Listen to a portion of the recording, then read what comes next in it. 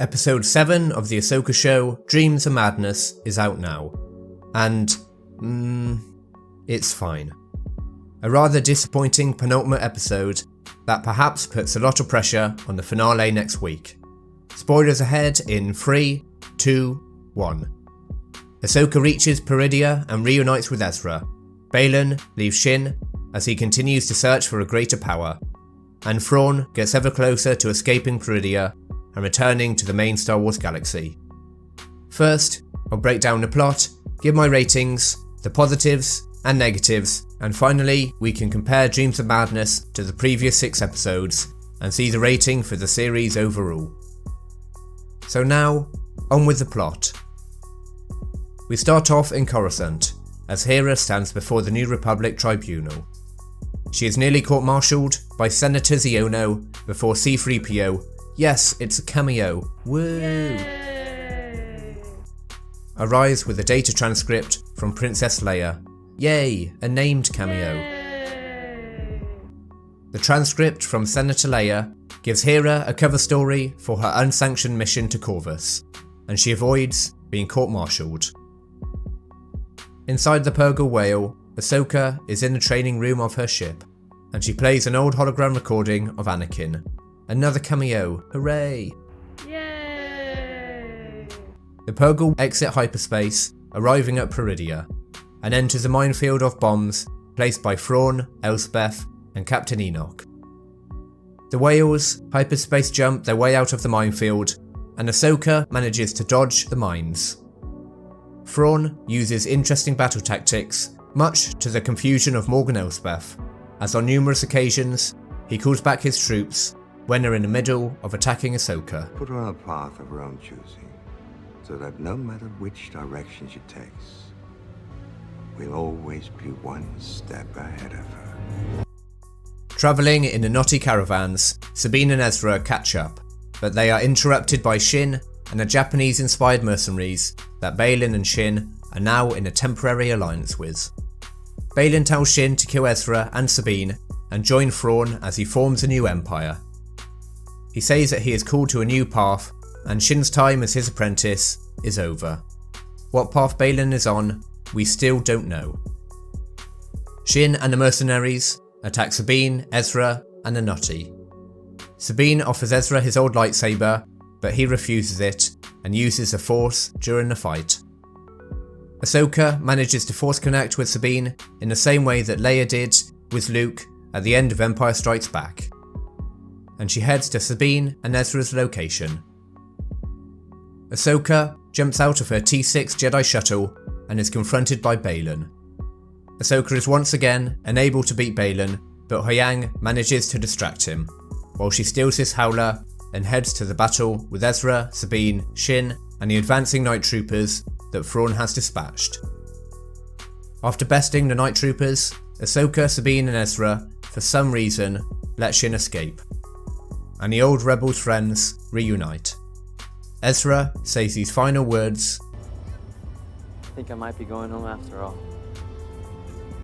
which bode ominously for him in the finale. Before going over my takeaways for the episode, here are my ratings. Plot scores 7, entertainment value scores 7, characters and performances 6, visuals 8, music gets an 8, and the ending scores 7, which leaves my overall score for the episode at a rather meh 72%. Now obviously, this is quite a disappointing score, considering episode 4, 5 and 6 scored 98, 95 and 82%. But unfortunately, Ahsoka is similar to the other Disney Plus Star Wars shows, where the quality of the episodes vary wildly. That being said, there are some parts of this episode that I enjoyed, so let's start off with the positives. It's good to see Leia take an active role in the show, and yes, it is just in name only. I am here on behalf of Senator Leia Organa. An in-person cameo would have required a recast of Carrie Fisher, and that would have felt a bit weird, especially just for the minor part that Leia played in this episode. So a name check from 3PO is probably all Filoni can reasonably do with the character. I joked about cameos at the start of the video with Leia and Anakin, as Disney Star Wars has heavily relied on original and prequel cameos way too much in their Disney Plus shows. Assajj Ventress also gets a mention too. In this war, you will face more than just droids. General Grievous, Assajj Ventress, even Count Dooku. That being said, it's still good to see C-3PO and learn that Leia is involved in the galactic events during the New Republic era. In between Return of the Jedi and The Force Awakens is a rather difficult time period to explore the main original trilogy trio of Luke, Leia and Han, because of their predetermined stories in the sequels.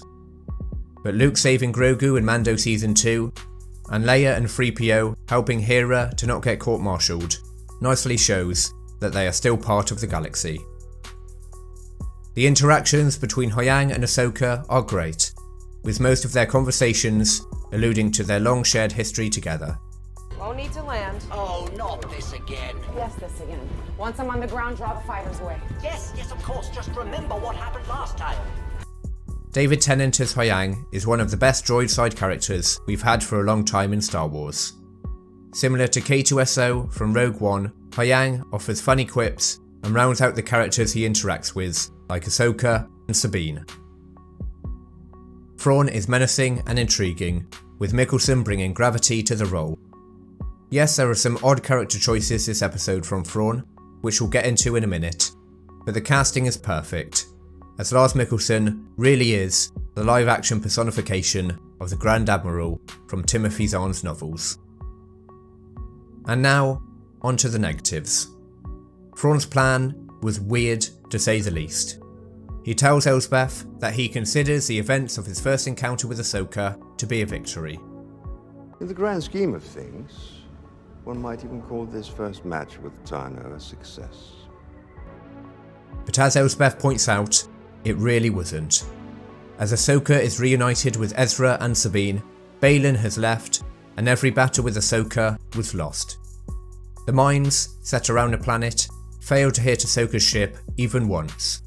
The 9 fighters sent down to shoot her failed, and at least 4 were destroyed by the debris around the planet or by Huyang. And a large part of the 2 Night Trooper squads were defeated by Ahsoka, Sabine and Ezra. Thrawn said that his plan was just to distract Ahsoka from attacking his Star Cruiser, and if so, then why not plan to bomb on Sabine when Thrawn had her captured, or send a load of ships that Ahsoka has to fight off before reaching the planet, or even send more Night Troopers, so that Ahsoka and co have to constantly be on the defensive. So despite Thrawn saying that it was a victory against Ahsoka, it really didn't seem like one.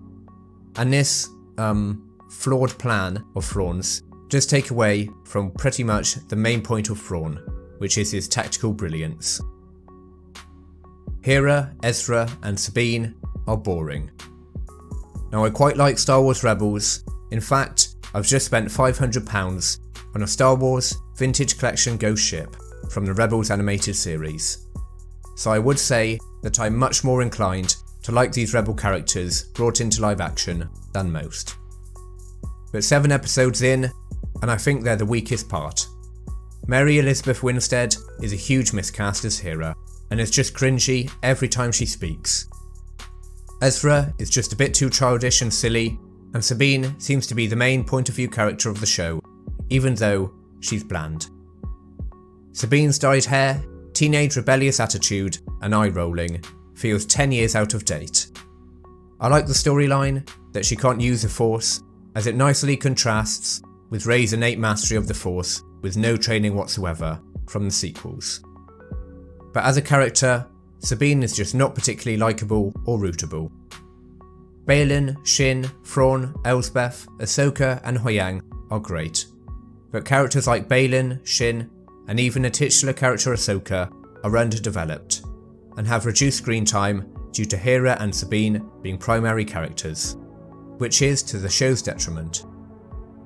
When we look at what happened this episode, Ahsoka caught up with Sabine and Ezra, and that's it.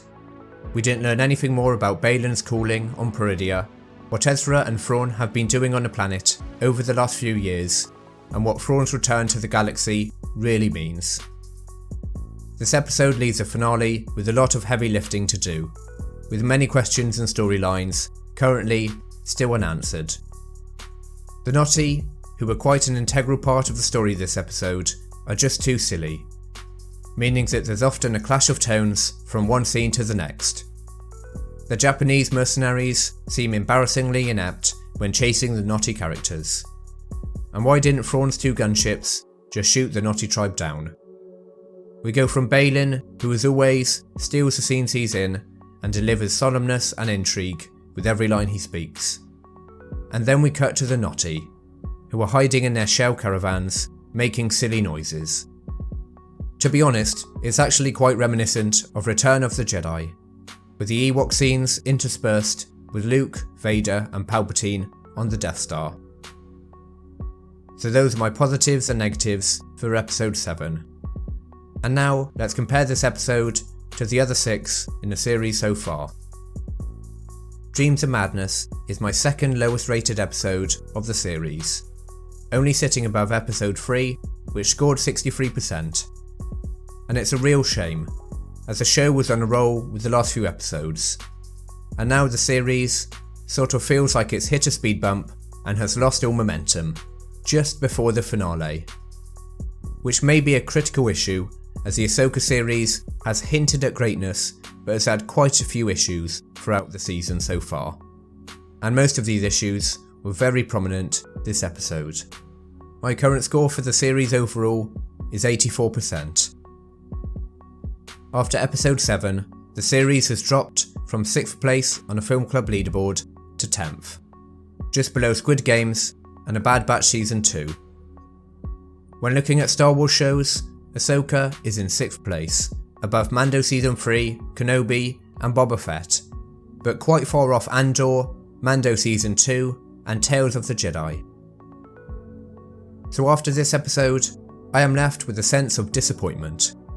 Don't get me wrong, I'm still excited for the finale next week, but I've undoubtedly got less of a buzz for episode 8 and the series overall.